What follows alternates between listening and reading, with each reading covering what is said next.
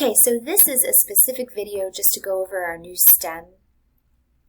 And I think it's valuable to see if you haven't been in class for this instruction.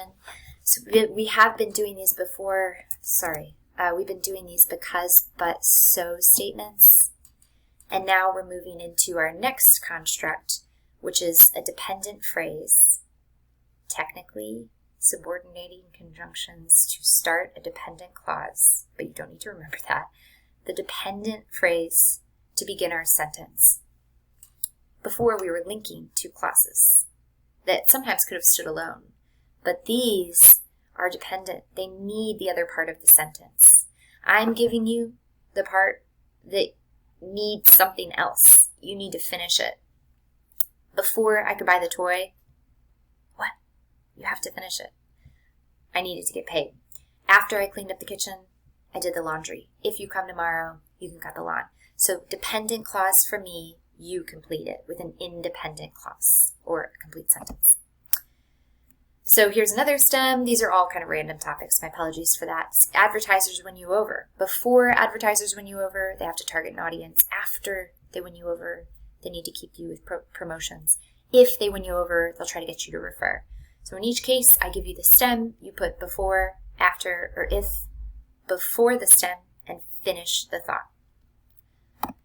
Always a word about commas. You have to have a comma after your dependent phrase.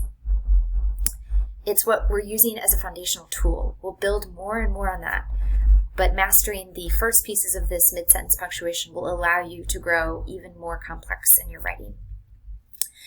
Some of this is hiding. I'll just read it. Why are there commas sometimes and not always? If I'm starting a sentence with before, after, if. I'll try to explain. Insert a comma when the phrase that follows could be a complete sentence, but don't insert a comma if the phrase that follows is an incomplete sentence. It's rare, but it can happen.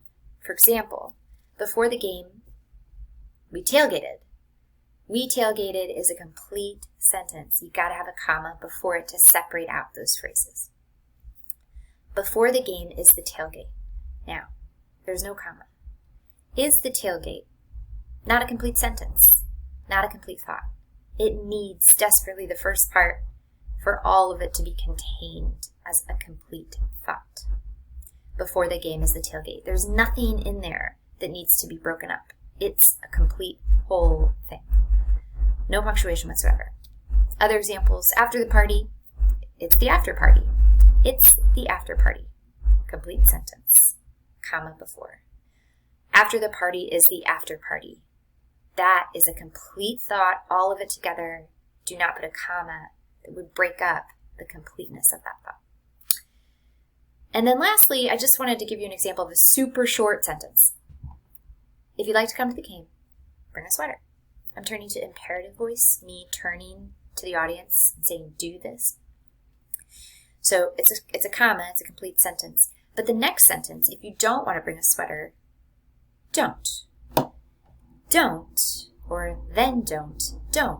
It's a complete sentence. It's kind of crazy that that is a complete sentence, but it is. It's an imperative declaration, a declarative. And so you can actually call it a complete thought, and you need the comma before. I just wanted to show you a couple of examples that might be a little strange, but are out there. The first STEM we're using, this is from Monday, October 5th, is the Puritans and Pilgrims came to America. So here you see those things played out. I want you to finish those sentences. Show me how you feel about this new construction.